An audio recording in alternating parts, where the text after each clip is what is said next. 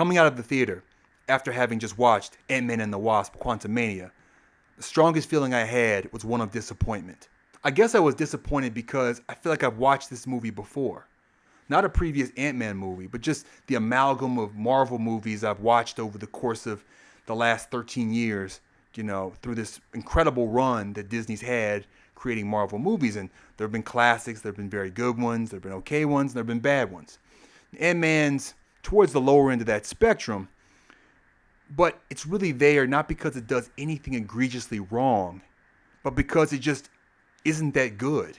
It has all the things that Marvel movies tend to have. It has quippy dialogue and, these really cute, funny moments between characters. It has some stuff like that, like so many other movies have nowadays. It almost feels like every Marvel movie has the same tone. And so this one has the same tone as not just the previous Ant-Man movies, which were at the time different. Ant-Man movies were the comic relief of the Marvel universe, or the Marvel Cinematic Universe. They were a tone different from Thor or Captain America or even the Avengers, which itself had, I think, sometimes too much quippy kind of humor in it. But Ant-Man was the comedic Marvel movie. But now they're all comedic movies. Every Marvel movie you go see is going to try to make you laugh as a primary focus. Now, every movie should probably try, at least to some extent, give comic relief. I mean, even serious movies, like Rocky movies, and the early ones even, have funny moments. Like self-deprecation of Rocky when he would make fun of how unintelligent he was or something. Even those movies had funny moments, but their tone was heavier, it was more serious. This one feels like every other Marvel movie because it's like all the other Marvel movies have become Ant-Man movies. And worse than that, this movie didn't even feel like an Ant-Man movie. It just felt like a generic Marvel movie. Now, aside from the quippy dialogue and the general tone, both of which were appropriate for an Ant-Man movie, this movie had a big third act set piece, big battle, and it's fairly well done. The special effects in the movie, I'll go ahead and say now, are very good, probably above average for recent Marvel movies, probably better than Shang-Chi, better than any of the TV shows really, better than, pretty sure I'm better than She-Hulk. I haven't seen all She-Hulk, just the clips of She-Hulk don't look good. Better than the Eternals, very good CGI, and the third act shows it off.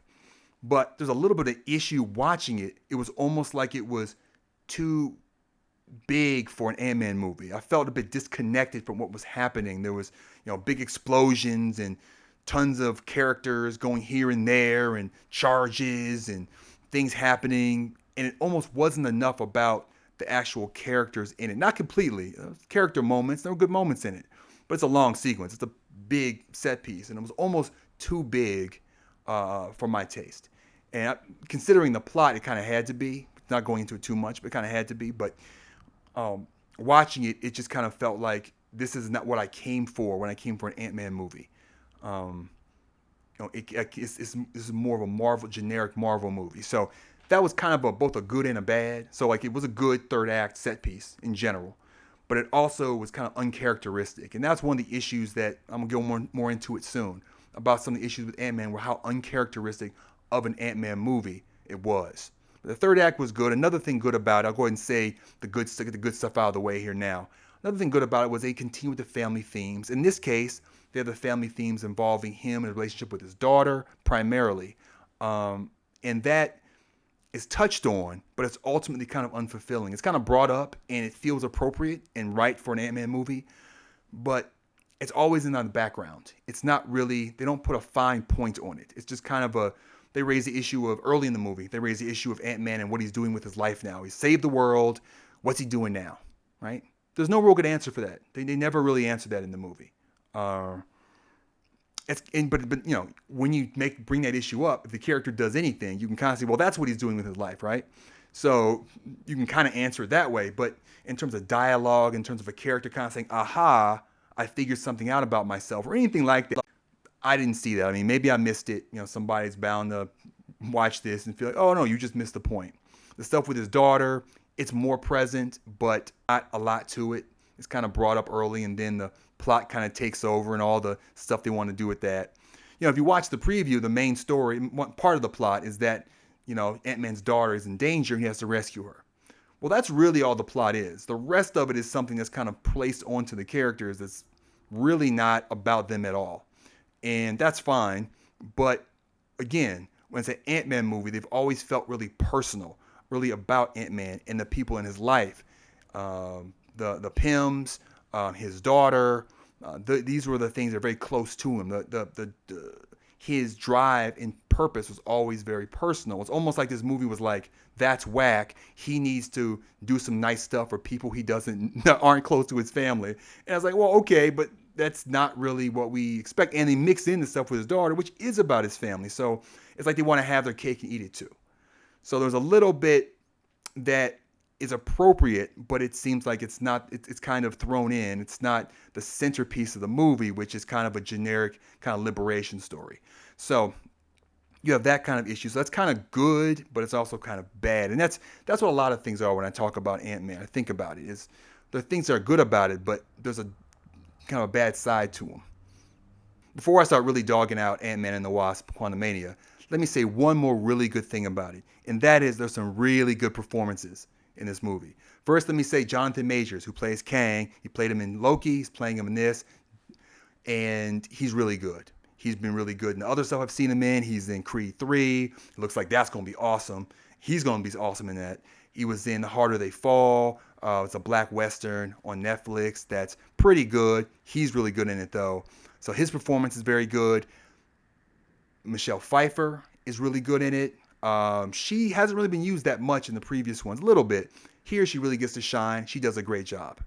And of course, let me give a quick shout out to Paul Rudd, who he's his charming self. He's not particularly good in this, but he's fine.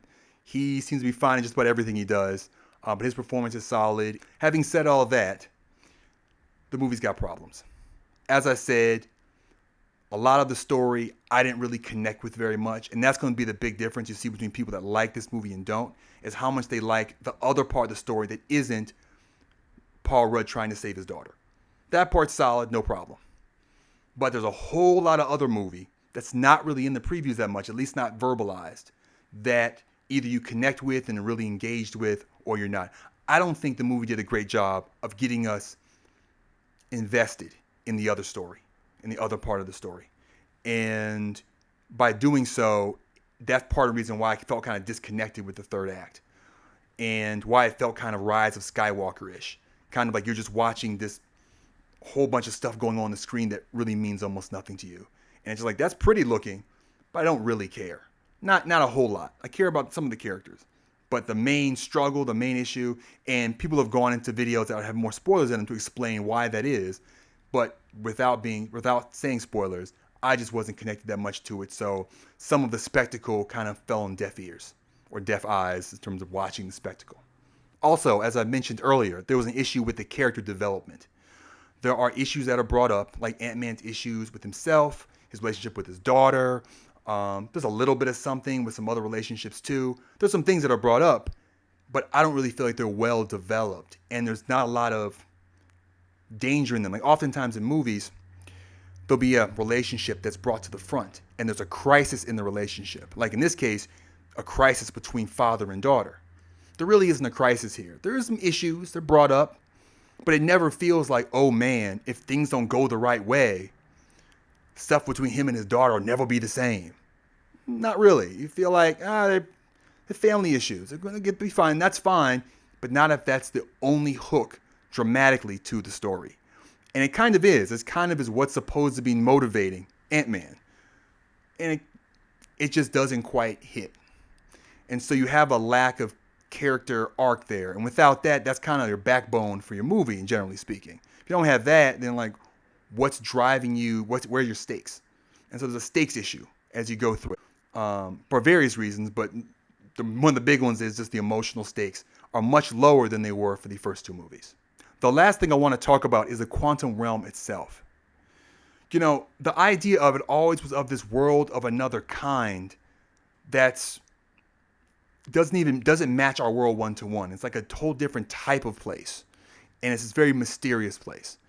And this movie kind of turned it into another just kind of fantasy world, like wherever Lord of the Rings takes place, or wherever The Lion, the Witch, and the Wardrobe takes place, right?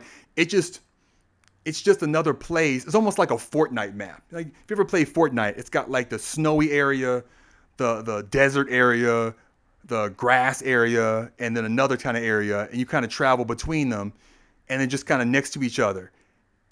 The quantum realm is almost like that. There's like a land kind of area, kind of a deserted area, like kind of like the end of like most DC movies where it just be rubble. There's like a rubble area of the quantum realm, like where there's pop marks, where they're like asteroids. Don't ask me where they came from, but it's almost like you're on the moon. It's like a moon area of the quantum realm. There's like this. There's a desert area of the quantum realm. Yes, it's one scene. There's a desert area. They don't show them entering it or leaving it. It's just one scene. They're in a desert talking to somebody. It's weird.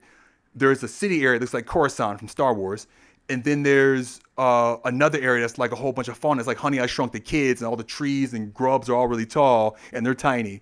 So it's like they're in Honey Shrunk the Land area of the Honey, I Shrunk the Kids area of the quantum realm. So the quantum realm kind of gets to me kind of diminished. Like it just becomes this fantasy world that they hopped into, like an alternate dimension, not really something fundamentally different and mysterious. It kind of demystified the quantum realm and just turned it into another fantasy world place, like the place they went to in Love and Thunder. Just it's another place, you know, that it's smaller, or no, the quantum realm is supposed to be tiny, but it doesn't feel like it's the quantum realm. It just feels like it's a different realm. It's like a Elseworld or something.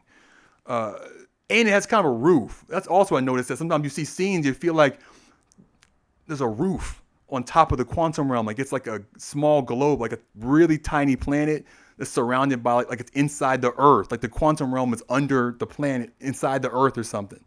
That's what it kind of seems like. It's a strange place, but by putting us there for most of the movie, it kind of demystified it. But then there was one place that was like Cloud City from Star Wars. So where was that? It's a strange place. If you watch it, just keep an eye on like what the quantum realm looks like. It doesn't feel like a one cohesive place that is what it was in the previous movies. It just feels like a fantasy world where they just put whatever set they feel like making and said, oh, it's another part of the quantum realm. This is quantum realm east. This is quantum realm north. This is a different part of it. Don't worry about having no connection to the other parts of the quantum realm. It's just also there somewhere. It's like its own universe. But it's almost like they're on different planets. It's very strange, and I'm just going to stop talking about it now because it's just befuddling what they were going for there. So it's a strange thing what they made of the quantum realm. So let me wrap this up by saying I think I give Ant-Man and the Wasp Quantumania 5 out of 10. It's entertaining. It's okay. It's a solid, decent Marvel movie. But it's not particularly an Ant-Man movie. Ant-Man just happens to be the hero in this particular movie. There's some good performances. There's some funny moments. There's some exciting parts. It's got some good stuff there. It's just surrounded by kind of some weirdness and just stuff that doesn't quite work. And so overall, you come out feeling like, okay, that was all right. And that's the feeling you get. Now, people who hate it, I think those people probably just hate mediocrity, which is understandable. But for me, to hate a movie, it's really got to not have stuff I like in it. This definitely did. So I think that those folks are exaggerating because they just expect every movie to be at least like a 7 out of 10 or it's a 1. This is a 5. It's okay. If the kids want to see it, take them. You'll like it okay, but it's not going to blow your mind. It's just going to be okay. Anyway, if you like this video, please like, consider subscribing, and stay tuned for more reviews from Low Key Classic Movies. Have a good evening.